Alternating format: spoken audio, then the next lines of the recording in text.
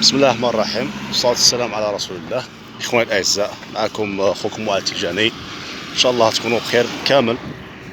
فيديو على السريع خوتي، عاجل عاجل عاجل. اليوم وغدا أنا نعتبره أخطر يوم على طيورنا، على الطيور تاعنا. يعني نكونوا جايبينها مليح، مرحلة غيار الريش ثم الراحة، الطير يكون ما شاء الله حتى يخلط. يعني هاد الأيام اللي الناس اللي ترتق فيها المحالق والمفرقعات وأمور نراها لم ترد لا في القرآن ولا في السنة ولا في، يعني الله المستعان، الله المستعان خاوتي العزاز. يعني الجهد تاع عام قادر يمشي لك في هذا اليوم أو في هذه اليومين ولا 3 أيام.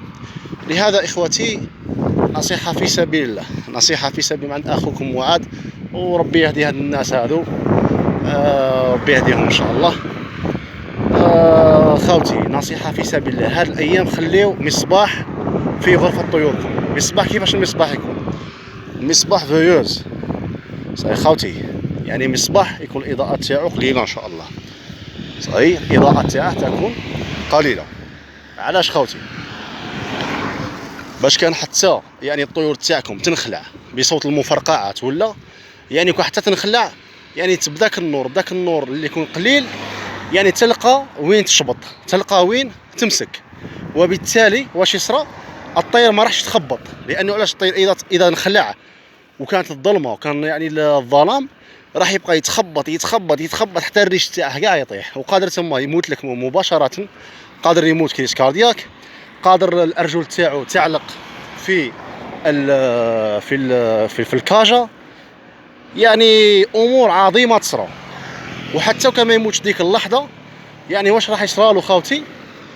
بالستراس هذاك، بالقلق، بحاله القلق والخوف هذيك، راح يمرض لك، راح يمرض خاوتي. اذا كان يغني راح يحبس الغناء تاعه والتغريد تاعه. اذا كان في صحه ممتازه، الحال تاعه راح ينقلب. يعني ممكن من بعد ذاك الخوف ممكن تقبضه الميجا بكتيريا. ممكن اذا كان حامل لاي مرض مثل الكوكسيديا، ممكن يعني تقبضها الكوكسيديا، ممكن تقبضها يعني ممكن يقبضها اي مرض.